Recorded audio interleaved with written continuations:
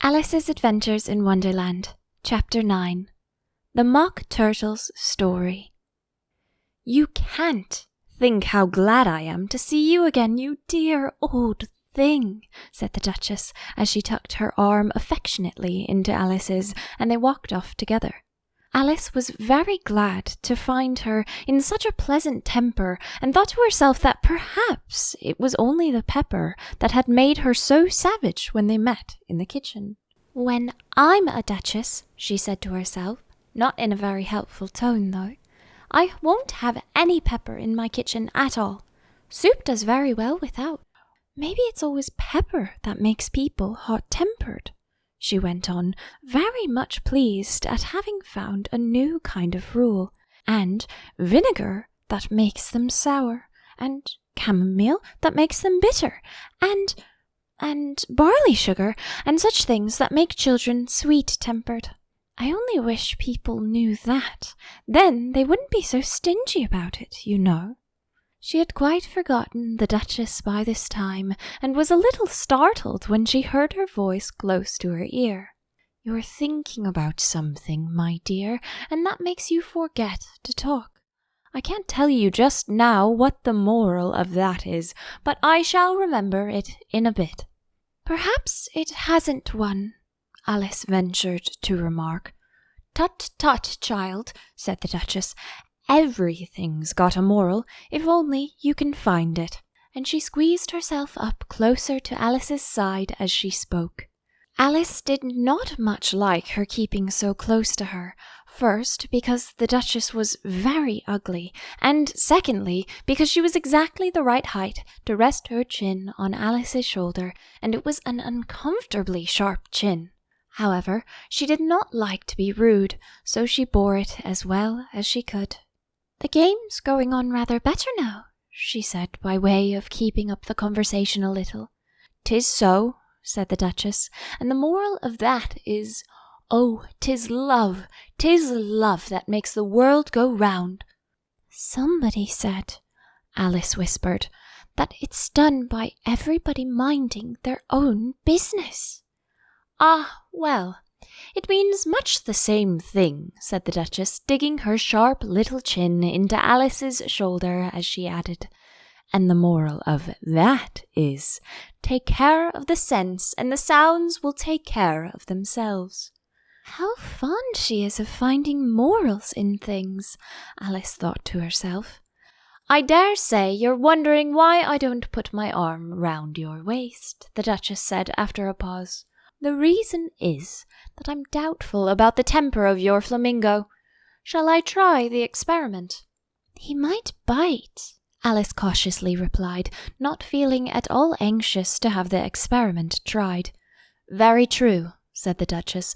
"Flamingos and mustard both bite, and the moral of that is, birds of a feather flock together." "Only mustard isn't a bird," Alice remarked.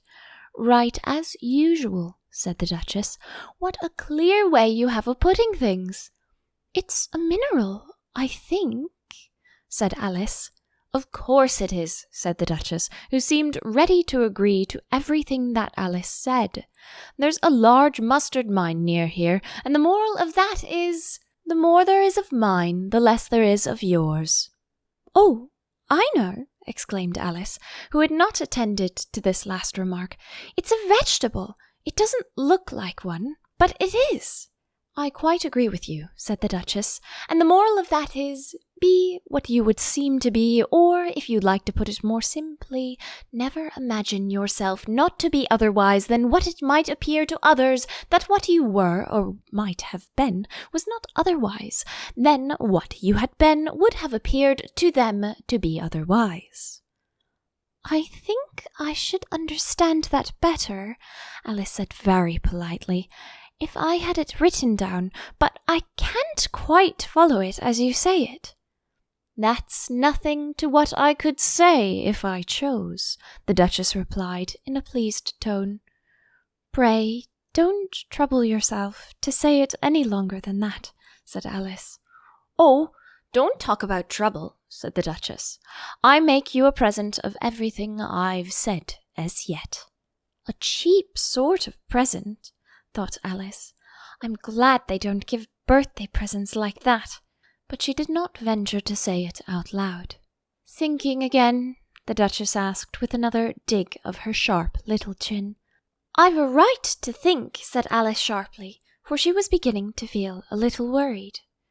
Just about as much right, said the Duchess, as pigs have to fly, and But here, to Alice's great surprise, the Duchess's voice died away, even in the middle of her favourite word, moral, and the arm that was linked into hers began to tremble.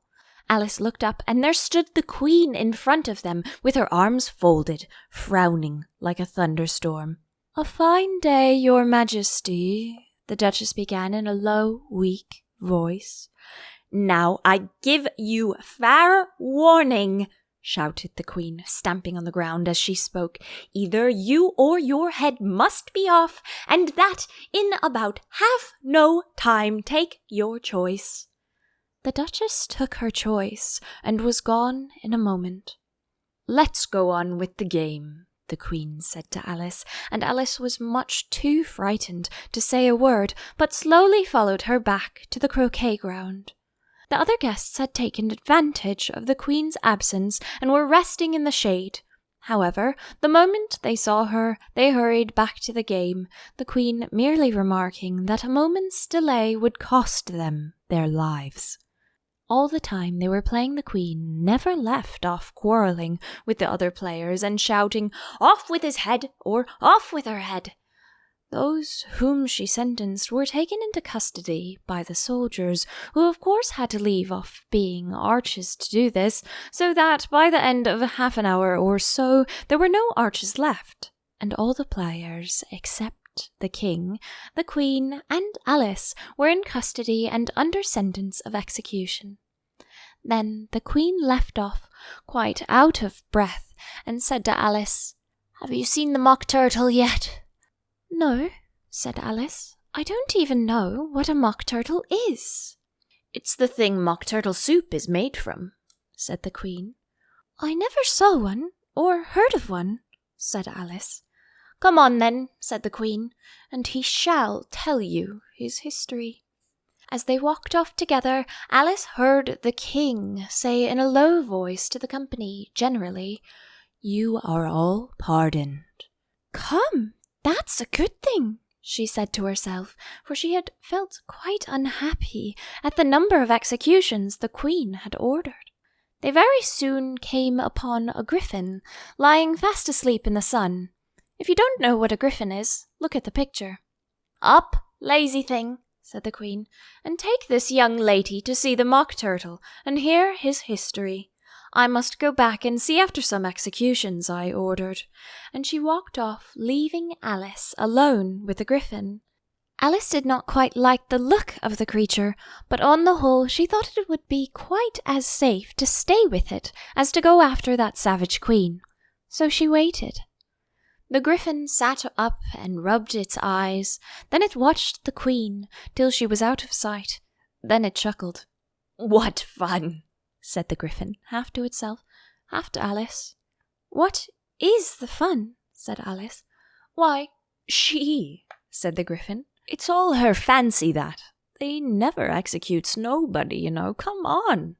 "Everybody says 'come on' here," thought Alice, as she went slowly after it. "I never was so ordered about before in all my life. Never." They had not gone far before they saw the Mock Turtle in the distance, sitting sad and lonely on a little ledge of rock, and as they came nearer, Alice could hear him sighing as if his heart would break. She pitied him deeply. "What is his sorrow?" she asked the griffin. And the griffin answered very nearly in the same words as before. "It's all his fancy that he hasn't got no sorrow, you know. Come on."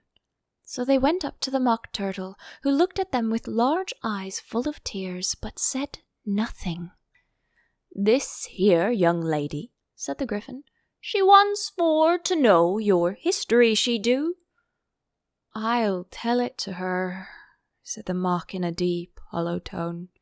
Sit down, both of you, and don't speak a word till I've finished." So they sat down, and nobody spoke for some minutes. Alice thought to herself, "I don't see how he can ever finish if he doesn't begin." But she waited patiently. "Once," said the Mock Turtle at last with a deep sigh, "I was a real turtle."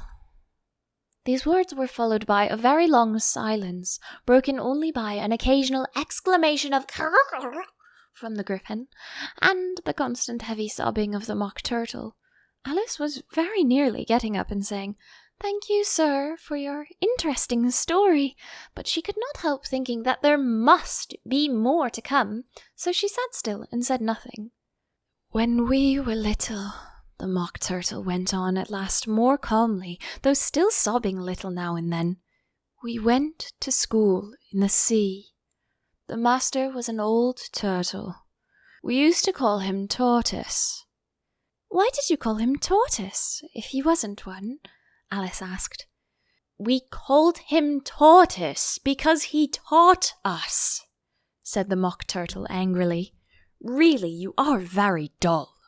"You ought to be ashamed of yourself for asking such a simple question," added the Griffin, and then they both sat silent and looked at poor Alice, who felt ready to sink into the earth. At last the Griffin said to the Mock Turtle, "Drive on, old fellow. Don't be all day about it." And he went on in these words, "Yes, we went to school in the sea, though you mayn't believe it." "I never said I didn't," interrupted Alice. "You did," said the Mock Turtle. "Hold your tongue," added the Griffin, before Alice could speak again. The Mock Turtle went on. "We had the best of educations. In fact, we went to school every day." "I've been to day school, too," said Alice. "You needn't be so proud as all that." "With extras?" asked the Mock Turtle, a little anxiously. "Yes," said Alice. "We learned French and music." "And washing?" said the Mock Turtle. "Certainly not," said Alice indignantly. "Ah, then yours wasn't a really good school," said the Mock Turtle, in a tone of great relief. "Now, at ours, they had, at the end of the bill, French, music, and washing. Extra." "You couldn't have wanted it much," said Alice, "living at the bottom of the sea." "I couldn't afford to learn it," said the Mock Turtle with a sigh. "I only took the regular course." "What was that?" inquired Alice. "Reeling and writhing, of course, to begin with," the Mock Turtle replied, "and then the different branches of arithmetic, ambition, distraction, uglification, and derision." "I never heard of uglification," Alice ventured to say. "What is it?" The Griffin lifted up both its paws in surprise. "Never heard of uglifying," it exclaimed. "You know what to beautify is, I suppose?" "Yes," said Alice doubtfully. "It means to make anything prettier." "Well then," the Griffin went on, "if you don't know what to uglify is, you are a simpleton." Alice did not feel encouraged to ask any more questions about it, so she turned to the Mock Turtle and said, "What else had you to learn?" "Well, there was mystery," the Mock Turtle replied, counting off the subjects on his flappers. "Mystery, ancient and modern, with seography, then drawling.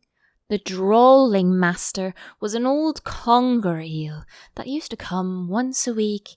He taught us drawling, stretching, and fainting in coils." "What was that like?" said Alice. "Well, I can't show it you myself," the Mock Turtle said. "I'm too stiff, and the Griffin never learnt it." "Not in time," said the Griffin. "I went to the classical master, though. He was an old crab, he was." "I never went to him," the Mock Turtle said with a sigh. "He taught laughing and grief, they used to say." So he did, said the Gryphon, sighing in his turn, and both creatures hid their faces in their paws. And how many hours a day did you do lessons? Said Alice, in a hurry to change the subject. 10 hours the first day, said the Mock Turtle. 9 the next, and so on. What a curious plan, exclaimed Alice. That's the reason they're called lessons, the Gryphon remarked, because they lessen from day to day. This was quite a new idea to Alice, and she thought it over a little before she made her next remark. Then the 11th day must have been a holiday? Of course it was, said the Mock Turtle. And how did you manage on the 12th? Alice went on eagerly. That's enough about lessons, the Gryphon interrupted in a very decided tone. Tell her something about the games now.